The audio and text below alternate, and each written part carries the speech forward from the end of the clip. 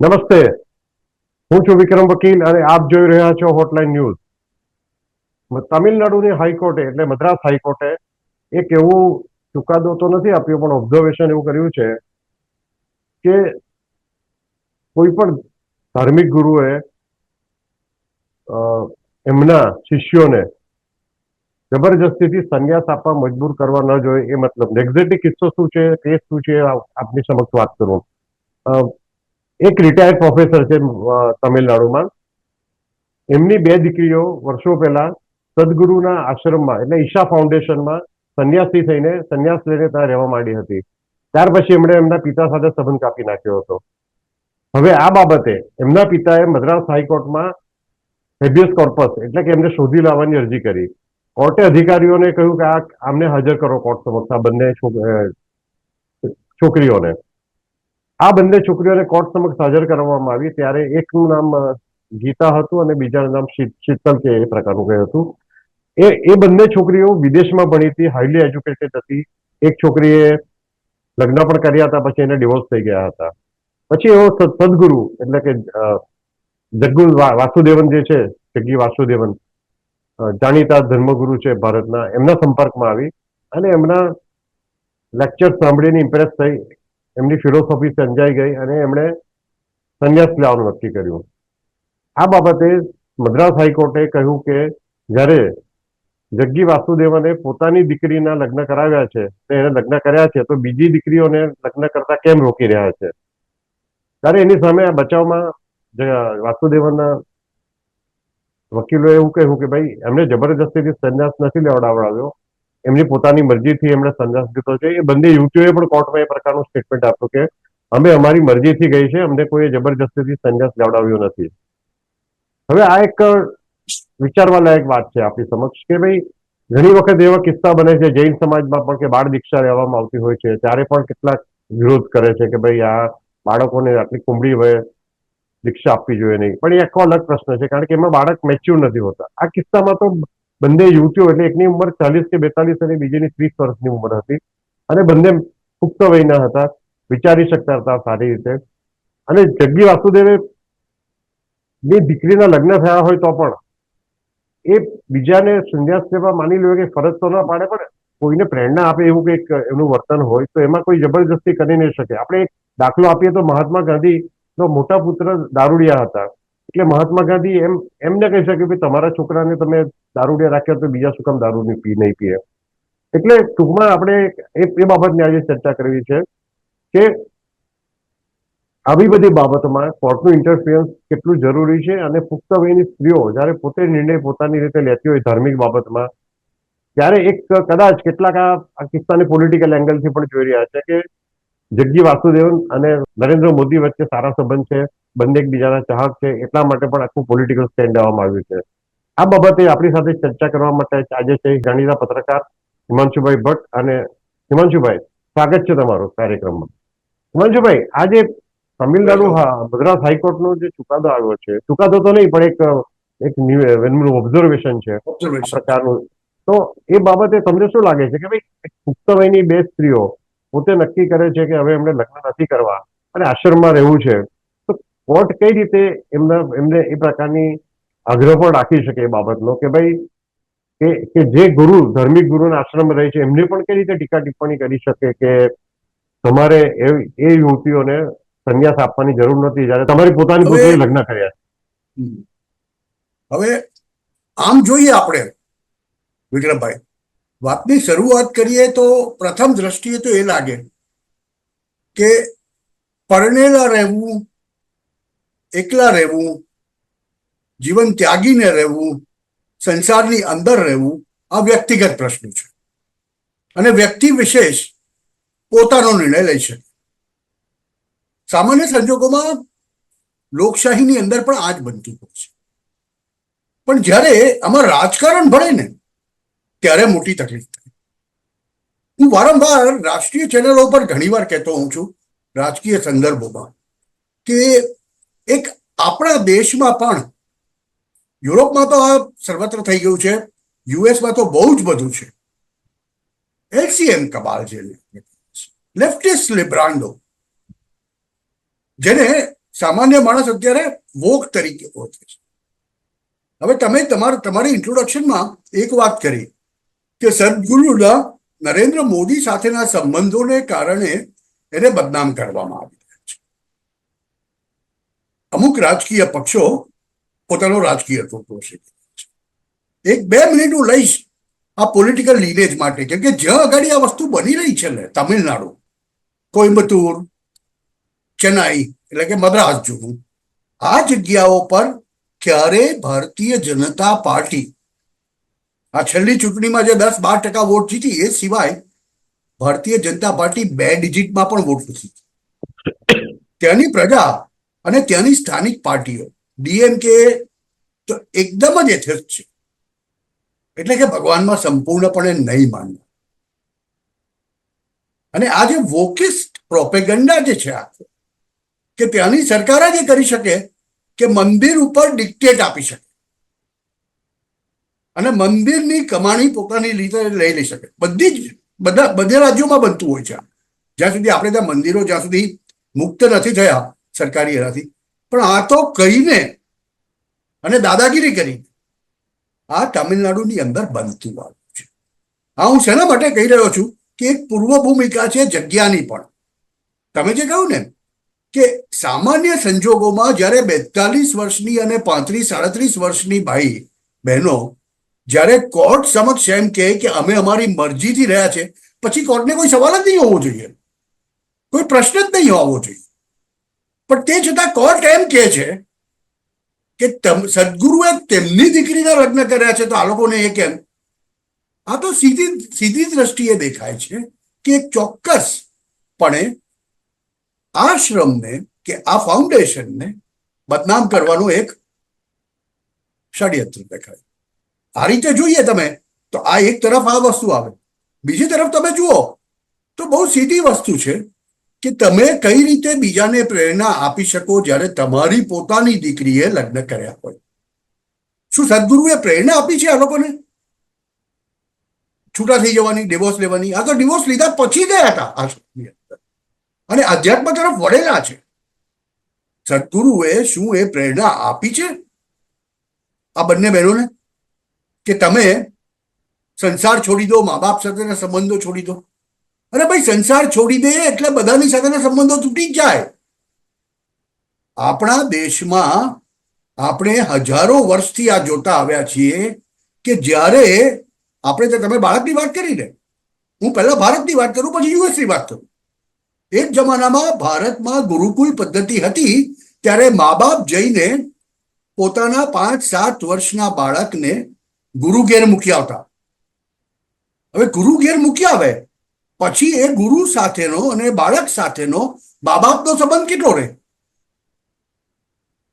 જ્યાં સુધી પૂરતા પ્રમાણમાં સંપૂર્ણ શિક્ષા નહીં લઈ લે અને પાછા ઘરે નહીં આવે ત્યાં સુધી એ બાળકનો મા બાપ સાથે કોઈ સંપર્ક રહેતો જ નહોતો, જે ગુરુકુલ પદ્ધતિ હતી તેમાં. તો બીજી તરફ આજના જમાનામાં યુએસ જેવા રાજ્યના ફ્લોરિડા સ્ટેટની અંદર કે ઘણા બધા સ્ટેટ એવા છે કે જ્યાં આગાડી સરકાર નક્કી કરે છે 6-7-8 વર્ષના બાળકોને સ્કૂલની અંદર તમે મૂકો, પછી મા બાપ એમ ન કહી શકે કે આ ઈ છે કે સી છે, પુત્ર છે કે પુત્રી છે.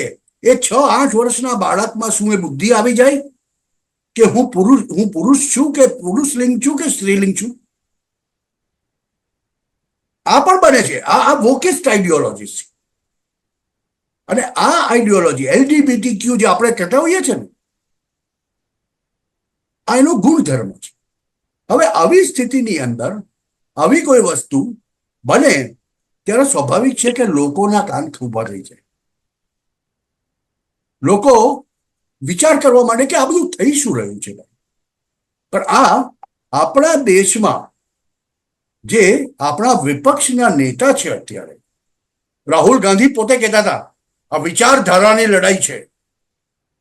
સાંભળજો, આ બહુ બહુ બહુ બહુ સિગ્નિફિકન્ટ છે. બંનેને હું લોકોને થશે કે આ કેમ રિલેટ કરે છે, પણ આ કેસ સાથે વસ્તુ બહુ રિલેટેડ છે. રાહુલ ગાંધીના ગુરુ સેમ પિત્રોડા શું બોલેલા શું કહેલું એમણે? દક્ષિણના લોકો તો હપસીઓ છે.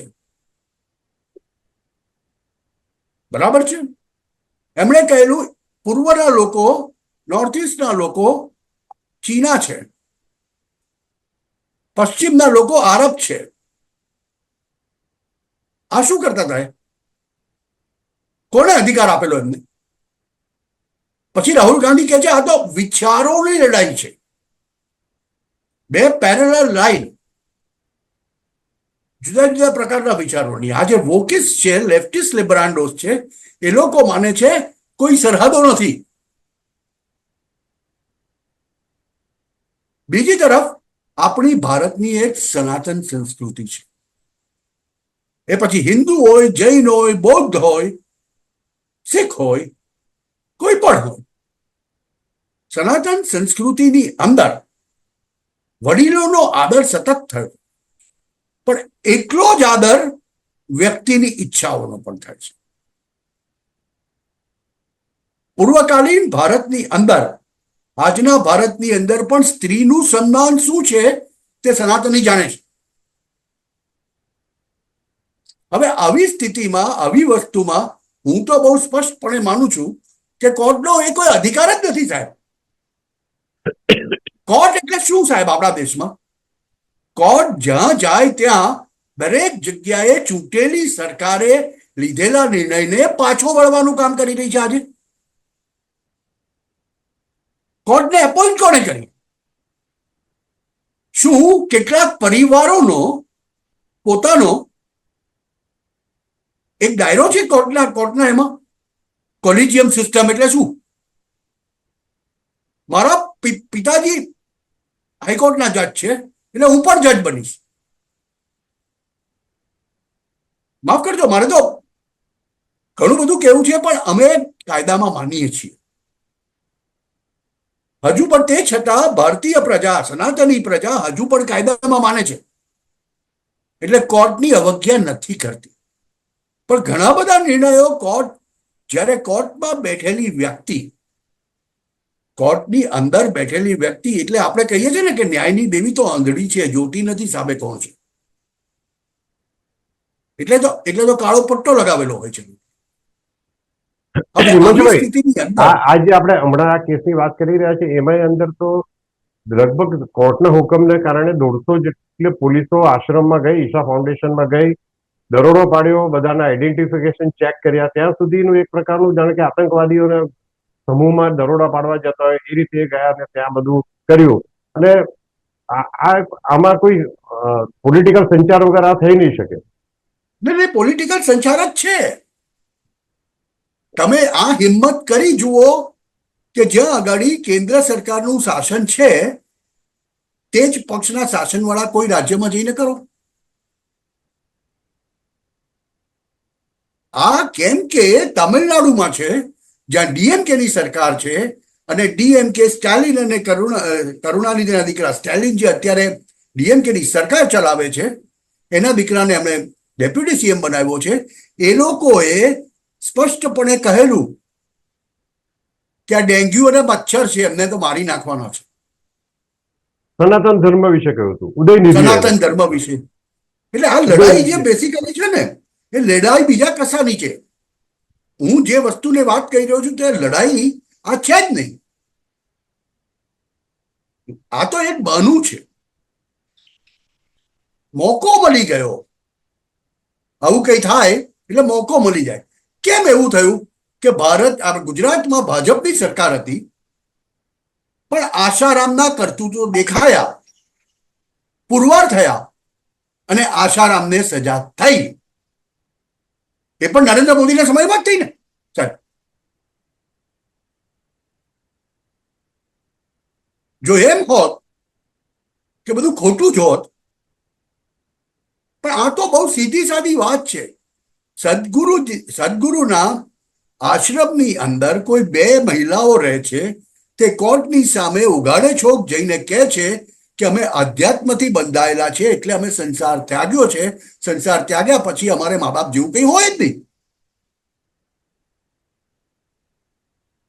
અરે ભાઈ, તમે 5-7 વર્ષના છોકરાને દીક્ષા લેવડાવો છો, ત્યાર પછી 10 વર્ષ પછી એ છોકરો ઓળખી નથી શકતો એના માં કોણ છે, એના બાપ કોણ છે. હવે આવી સ્થિતિમાં પુખ્ત વયની મહિલાઓ જો એમ કહેતી હોય કે અમે સંસાર છોડી દીધો છે, એમાં એક તો માસ્ટર્સ છે, એક સોફ્ટવેર એન્જિનિયર છે, એટલે એવું પણ નથી કે આર્થિક રીતે કોઈ તકલીફમાં હોય, કોઈ પણ જાતના દબાણમાં હોય આર્થિક, હાઈલી એ તો એજ્યુકેટેડ સવાલ છે, જ નથી ઉઠતો. હાઈલી એજ્યુકેટેડ છે અને બૌદ્ધિક છે, બુદ્ધિશાળી છે. હવે બૌદ્ધિક છે, બુદ્ધિશાળી છે, અને એમણે નિર્ણય લીધો કે મારે આધ્યાત્મના માર્ગે જવું છે, તો એક આપણા સમાજને કેમ ખૂંચ્યું ભાઈ? હું તો એમ જ કહીશ, સમાજને કેમ ખૂંચ્યું? કેમ કે આપણી જે જ્યુડિશિયલ પેટર્ન છે તે પણ સમાજમાંથી જ આવેલી છે ને. જજ કઈ રીતે કહી શકે કે બાકી 150 ના હાલો તે લો? આ બધું જો આ મારો સવાલ સીધો છે સાહેબ, શું તામિલનાડુમાં બન્યું આ એક આશ્રમમાં કે એક ફાઉન્ડેશનની જગ્યામાં, એવું કંઈ ઉત્તર પ્રદેશમાં થઈ શકે ખરું? અને જજ નહીં માને અને ફરીથી પાછો આદેશ આપે તો કઈ રીતે થાય? આ જ વસ્તુને શિષ્ટ રીતે પણ થઈ શકી હોત ને. તમે ને હું તો એના સાક્ષી છીએ. આપણે સુરતની અંદર આશ્રમમાં જે વખતે સુરત પોલીસ, અમદાવાદ પોલીસ, રાજ્યની પોલીસ ચાલકી હતી અને કયા પ્રકારની કાર્યવાહી થઈ આપણે જોયું છે આપણી નજર સામે. આવી રીતે લોકોને પીડવા કે આવી રીતે લોકોની ઉપર ત્રાસ વિતાવવો, આ એક પોલિટિકલ ષડયંત્ર. ક્યાંક ને ક્યાંક આજે તમે કહ્યું ને પહેલા સદગુરુના નરેન્દ્ર મોદી સાથેના સંબંધો,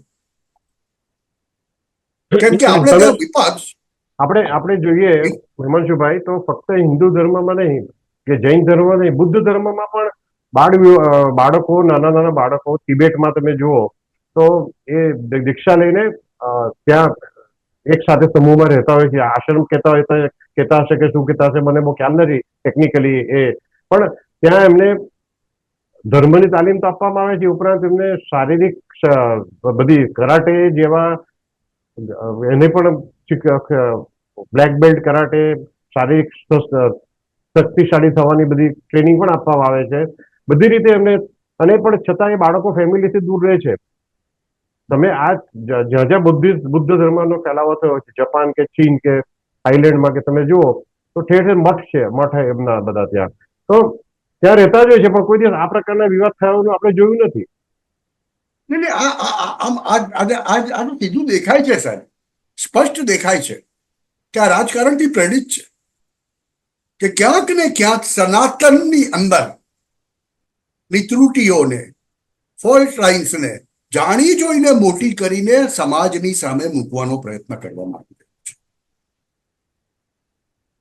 બહુ સીધી વાત છે, આ સ્પષ્ટપણે દેખાઈ રહ્યું છે. હવે આવી સ્થિતિની અંદર સનાતનીઓએ એક થઈને આની સામે જેહાદ ઉગામવી.